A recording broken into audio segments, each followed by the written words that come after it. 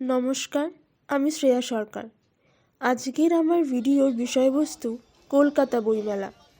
পুরো ভিডিওটি জানতে হলে শেষ পর্যন্ত দেখুন।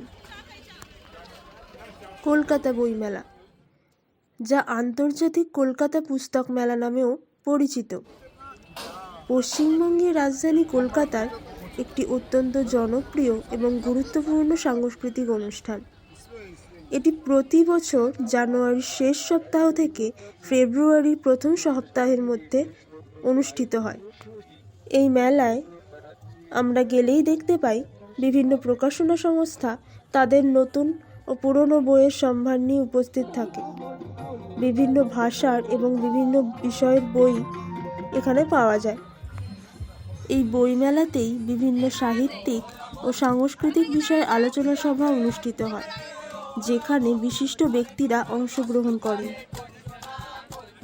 এছাড়াও বিভিন্ন বিদেশি প্রকাশনা সংস্থাগুলো অংশগ্রহণ করে, যা এই মেলাকে আন্তর্জাতিক রূপ দেয়। কলকাতা বইমেলা বিশ্বের অন্যতম বৃহত্তম অবাণিজ্যিক বইমেলা হিসেবে পরিচিত। এটি শুধু বই কেনা বেচার স্থান নয়, এটি একটি সাংস্কৃতিক উৎসব যেখানে মানুষ একত্রিত হয় এবং সাহিত্য ও সংস্কৃতির প্রতি তাদের ভালোবাসা প্রকাশ করে। কলকাতা বইমেলা কলকাতার মানুষের কাছে একটি বিশেষ আবেগ। এটি শুধু বইপ্রেমীদের জন্য নয়, সকল বয়সের মানুষের জন্য একটি আনন্দময় অভিজ্ঞতা।